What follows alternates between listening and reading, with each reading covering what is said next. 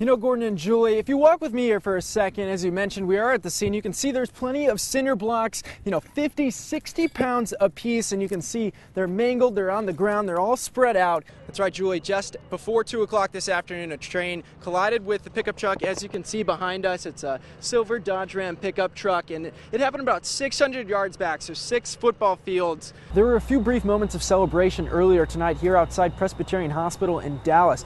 You know, Gordon and Julie, earlier this morning around 6:30, a man was leaving his apartment here at Sanger Oaks when all of a sudden another man came out of nowhere. Just minutes ago, over 300 Baylor students finished their die-in. It's 4.5 minutes of silence laying in the ground in solidarity in honor of Michael Brown's body, who lay dead in the streets of Ferguson. For a little over a year from now, there will be a stone outside that reads an old Czech saying, and it says, Bili smem budam, which is a direct translation. It's 6 p.m. on the Wednesday night before Thanksgiving, and year after year you can expect heavy delays on this night, but we're going to go ahead and zoom in for a live look at I-35 as things are right now. Dan Taina, misstep after misstep. That's the theme that's settling in here outside Presbyterian Hospital in Dallas, where 29-year-old Amber Vinson was being hospitalized until late last evening, and now Nina Pham, the second Ebola patient, will be joining her in Atlanta sometime today. This is where his car was found, and now that leaves 2 questions to be answered. Why was Terry out here, and where could he have gone? In a letter, Mr. Goodson explained that they dropped their family car off with a mechanic to get a new motor back in April. Today, they still don't have their car back.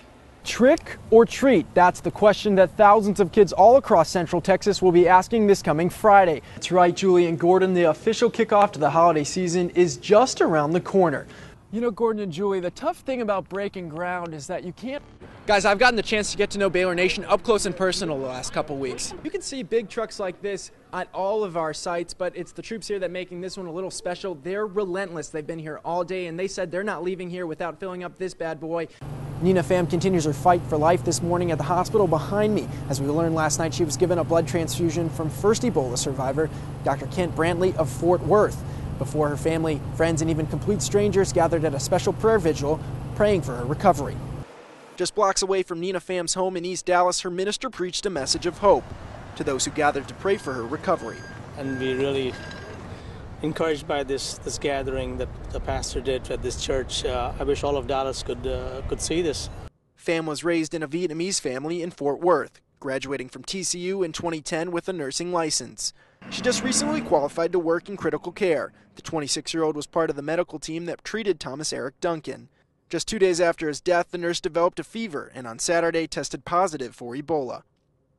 We're really blessed. We could bring all the city together, pray for our leaders, pray for all the people who are on the front line, all the EMS personnel, the ER nurses, the doctors. One of Nina's closest friends had a few words to say.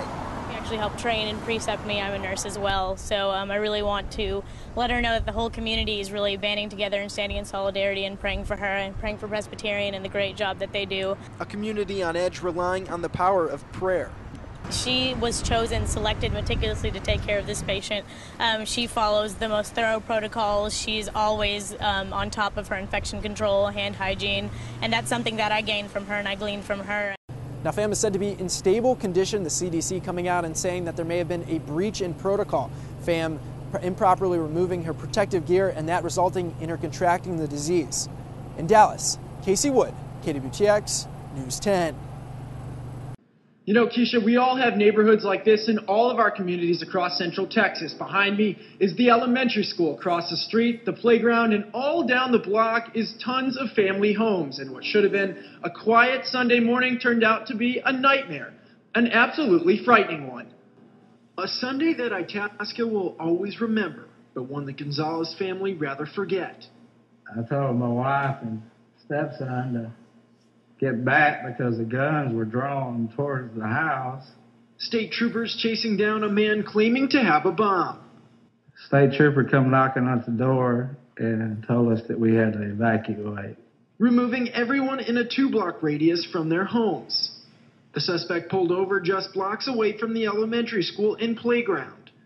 I didn't get to take any dogs. Forced to leave family behind. It was just really chaotic. I mean, there was all kinds of people coming to the fire station asking questions, and it just seemed like it kept getting bigger from there. Now, by the end of this ordeal, it took about 6 hours start to finish to get their families back in their homes by 2 o'clock this afternoon. But I caught up with some churchgoers here in Itasca, and they said one thing. It's an absolute miracle that no one got hurt in this whole ordeal, and that in itself is a blessing. Live in a snowy Itasca, Casey Wood, KWTX News 10. All right, thanks a lot, Casey. Guys, I've gotten the chance to get to know Baylor Nation up close and personal the last couple weeks. And let me tell you, as the number 6 Bears take on TCU, it's not going to be the players on the field to make the difference. It's going to be the folks sitting in the stands. Who's ready for game day? Come on. That's what it's all about. Getting to hear yourself think or talk for that matter. They say there's a mix somewhere in between pure talent and hard work that makes a national championship caliber team. But they were missing a key ingredient: the fans. Game day program. The brand new McLean Stadium packs 45,000 of them, not to mention the thousands of others that pack the tailgating lots. From afar, it looks like a vast sea of green and gold, but ask any Baylor fan out there and they'll tell you, that's just Baylor Nation. Yeah, it looks awesome. A small army orchestrating every move the team makes, all to make sure the fans don't miss a single down.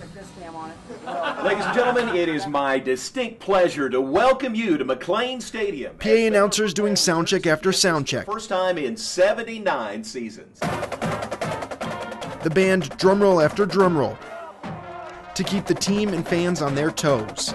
All this prep to push their team to the very top, already at the peak of the Big 12, working their way up in the AP polls. That push starts just outside of McLean,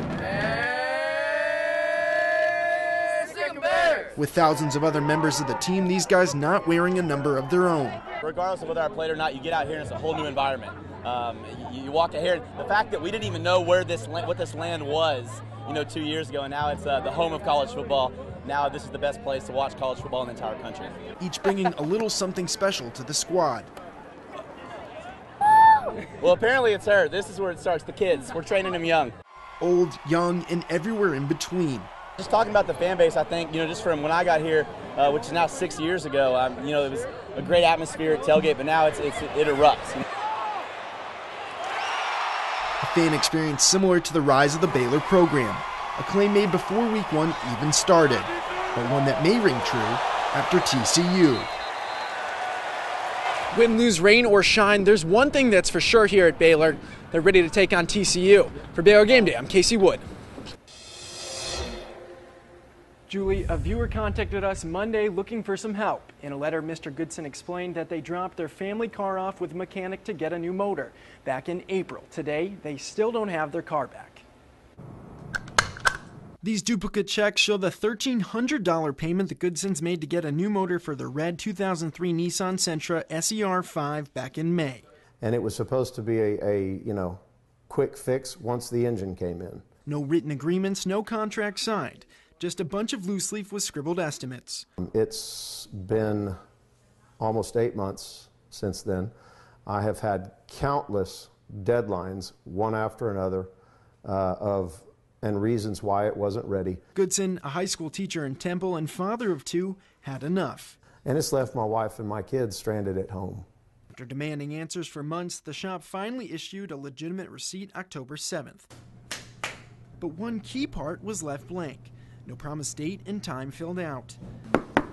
So we stepped in to help. We approached the owner of Norton's Automotive on Jackrabbit Road in Belton, Bobby Norton. He says the special make of the car is to blame for the delay.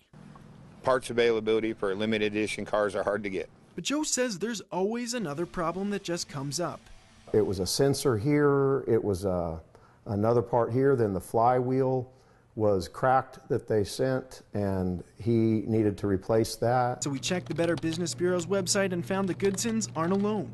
Adam Price of the BBB showed us some red flags along the way. Typically, the auto repair industry, they don't require payment up front. They do the work first, then they get paid after. There have been 3 similar claims reported in the last year and a half against the body shop. In fact, Norton's has an F rating from the Bureau due to non-response. We're just asking, hey, here's what the consumer is claiming. Can you simply respond? And in this particular case, the business just chose to ignore the letters that were sent. But Norton, a 15-year business owner, says most of his customers have no problems. With every business, there's pros and cons. There's always going to be a dissatisfied customer. After our conversation with the owner Tuesday, he gave Joe a call to work things out. but Joe says he'll believe it when he sees it. I could replay that in my mind about 50 times that he's told me the same thing. So I don't put any confidence in that, and haven't for a long time. Now today, Bobby's promised to return the car to the family in its original condition and pay them their $1,300 in full within the next 30 days. Even more important than that, he's agreed to put it all in writing. Joe and Bobby will meet this Friday to sign the legal document. So, problem solved. Casey Wood, KWTX, News 10. Lone Ranger. Return with us now to those thrilling days of yesteryear, when a masked man and his Indian companion fought for law and order in the early West. You may as well call this auction house the Magic Kingdom this weekend. A place that turns grown men into excited little boys. Excited to see their all-time favorite superhero. What it mean? I don't know exactly. It means... It's part of why I became a Texas Ranger many years ago and have carried on this law enforcement career in my 32nd year now. Exactly. It's a special item that any auction house in the world would have been happy to have it, but the family chose to sell it right here in Central Texas. While not your typical superhero outfit, the getup represents a man of steel. He's trying to tell us something. An Avenger who ranks with all-time Western greats. They meant good, you know, everything heroic and you know, good morals and values and stuff, and I think that they you know, tried to put that into each and every episode or everything that they did publicly, you know. The baby is safe. Are you two all right? Yes. While just Hollywood memorabilia to the average eye, they are items that mean much more to the many who idolize this Lone Ranger. If my dad was looking down right now, he'd get a good laugh out of this right here. This is amazing, just amazing. Items that will sell for a high price tomorrow, regardless of the fact that no price may truly represent how much the Lone Ranger meant to many. None of this would be possible were it not for Tonto and the Lone Ranger. Casey Wood, KWTX, News 10.